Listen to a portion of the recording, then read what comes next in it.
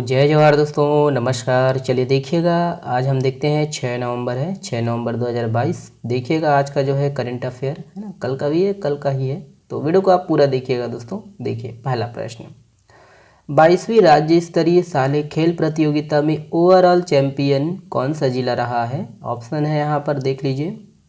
और इसका जो सही आंसर है ऑप्शन नंबर डी है, दुर्ग जिला। ध्यान रखना है, दुर्ग जिला। तो देखिएगा कि दुर्ग जिला के जो है चंदूलाल चंद्राकर महाविद्यालय धमधा में चल रही 22वीं राज्य स्तरीय शालेय खेल प्रतियोगिता का समापन हुआ है, जिसमें दुर्ग जिला 15 पॉइंट के साथ ओवरऑल चैंपियन रहा और वहीं 14 पॉइंट पाकर जो है बिलासपुर जिला दूसरे स्थान पर रहा है। प्रतियोगिता में कबड्डी में 14 वर्ष आयु वर्ग से बालक वर्ग में बिलासपुर प्रथम, दुर्ग दूसरा और रायपुर तीसरा। वहीं बालिका वर्ग में बिलासपुर प्रथम, दुर्ग दूसरा और रायपुर जो है वो तीसरा स्थान पर रहा। और इसी तरह दोस्तों खो खो में 14 वर्ष आयु वर्ग में बालक वर्ग में बस्तर प्रथम, दूसरा दुर्ग और तीसरा बिलासपुर, और जो है ना बालिका वर्ग में दुर्ग प्रथम, बिलासपुर दूसरा और बस्तर जो है वो तीसरा स्थान रहा है, तृतीय स्थान। और इस खेल प्रतियोगिता में टेनिस बॉल क्रिकेट में 19 वर्ष आयु वर्ग में है ना, आयु वर्ग से बालक वर्ग में सरगुजा प्रथम और बिलासपुर द्वितीय और तृतीय जो है वो दुर्ग जिला रहा। वहीं बालिका वर्ग में सरगुजा प्रथम, द्वितीय जो है दुर्ग और तृतीय जो है बिलासपुर रहा। ध्यान रखना है। चलिए नेक्स्ट देखिएगा, ये वाला प्रश्न इंपॉर्टेंट है, ध्यान दीजिएगा।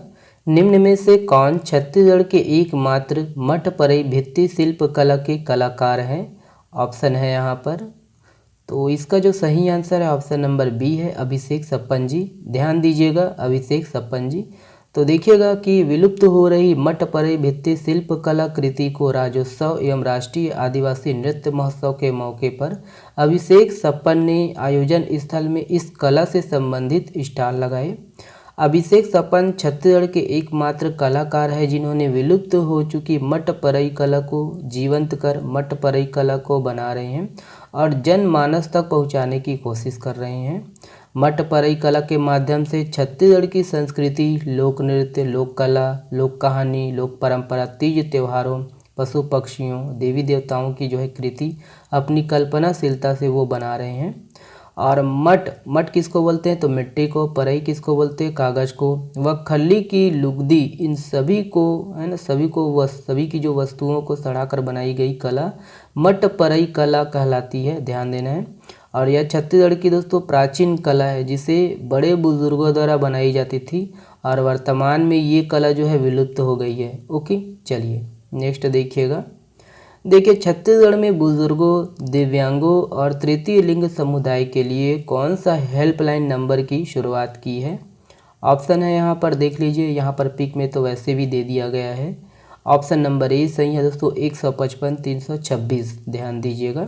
तो देखिएगा कि समाज कल्याण विभाग द्वारा राज्य स्थापना दिवस से बुजुर्गों, दिव्यांग और तृतीय लिंग समुदाय के लिए हेल्पलाइन नंबर 155 326 और टोल फ्री नंबर 1800233889 का जो है संचालन शुरू कर दिया गया है।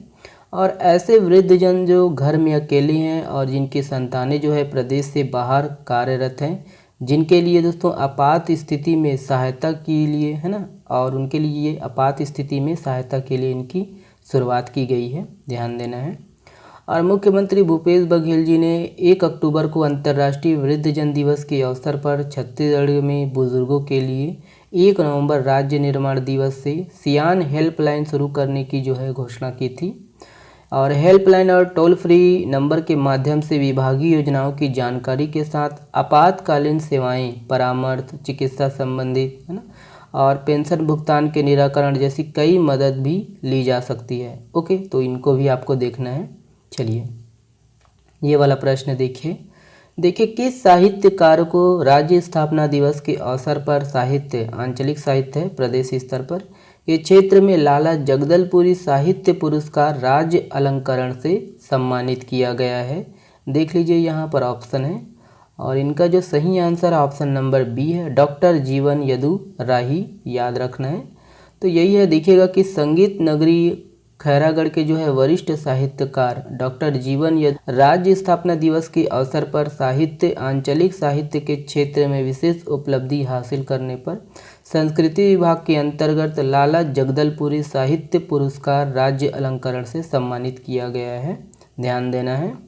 और उन्हें पूर्व में भी मुक्तिबोध सम्मान रायपुर 2002 में और धमतरी से मुकीम भारती अलंकरण सम्मान 2005 में, छत्तीसगढ़ी साहित्य सम्मेलन में श्री हरि ठाकुर साहित्य सम्मान 2014 में, विशंबर यादव मरहा सम्मान 2014 और छत्तीसगढ़ प्रदेश हिंदी साहित्य सम्मेलन में मायाराम सुरजन स्मृति लोक चेतना अलंकरण 2021 सम्मान मिल चुका है, ध्यान देना है ये सब। चलिए ये वाला प्रश्न देखिए छत्तीसगढ़ में राज्योत्सव मेला प्रदर्शनी व फूड जोन के आयोजन अवधि को कब तक के लिए बढ़ा दिया गया है, तो कब तक के लिए यहाँ पर ऑप्शन आप देख लीजिए। तो ऑप्शन डी सही है, इनमें से कोई नहीं, 6 नवंबर तक बढ़ाया है दोस्तों। तो देखिएगा इसके संबंध में कि छत्तीसगढ़ राज्य शासन द्वारा रायपुर साइंस कॉलेज मैदान में राष्ट्रीय आदिवासी नृत्य महोत्सव व राज्योत्सव मेला का व प्रदर्शनी दोस्तों 1 नवंबर है ना 2022 से 3 नवंबर 2022 तक आयोजित किए जाने का जो है निर्णय लिया गया था। और अब इसे आम जनता की राज्योत्सव स्थल में सहभागिता को देखते हुए राज्योत्सव जो है ना राज्योत्सव मेला प्रदर्शनी व फूड जोन के आयोजन की अवधि को 6 नवंबर मतलब आज लास्ट है 6 नवंबर 2022 तक वृद्धि कर दिया गया है ना। और हमें जानकारी कल ही प्राप्त हुआ, तो देखिए थोड़ा लेट हो जाता है। अगला प्रश्न ये है, देखिए छत्तीसगढ़ में परिवहन विभाग द्वारा लंबी और छोटी दूरी की सभी यात्री बसों में क्या लगाया जाएगा, तो ऑप्शन यहाँ पर है परिवहन विभाग द्वारा है ये। ऑप्शन नंबर ये है ना GPS एवं पैनिक बटन लगाया जाएगा, ध्यान दीजिएगा। तो देखिएगा कि छत्तीसगढ़ में लंबी और छोटी दूरी की सभी यात्री बसों में GPS सिस्टम के साथ साथ पहली बार पैनिक बटन भी लगाए जाएंगे और बटन दबाते ही डायल 112 के कंट्रोल रूम में खतरे का अलार्म जो है बजने लगेगा।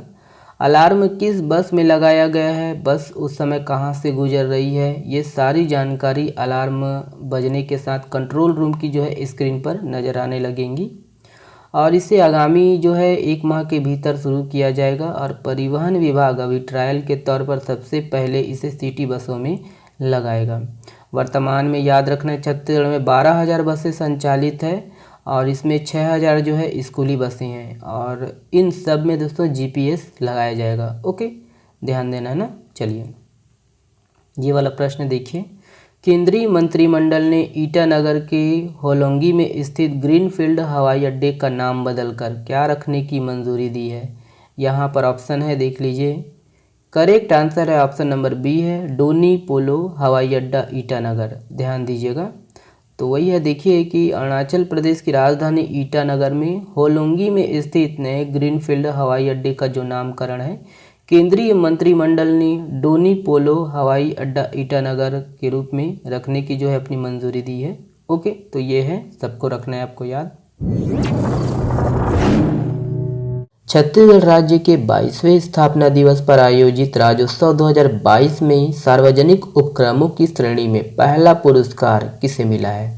ऑप्शन है यहाँ पर और करेक्ट आंसर है ऑप्शन नंबर ई है, बाल को, ध्यान दीजिएगा, बाल। हाल ही में किस प्रसिद्ध साहित्यकार, भाषाविद और छत्तीसगढ़ राज्य गीत के रचयिता की जयंती मनाई गई है। ऑप्शन है यहाँ पर और करेक्ट आंसर है ऑप्शन नंबर बी है, डॉक्टर नरेंद्र देव वर्मा जी, ध्यान देना है। देखिए तजाकिस्तान दुश्बेन में आयोजित mixed martial art Asian championship में छत्तीसगढ़ से किसने रजत पदक जीता।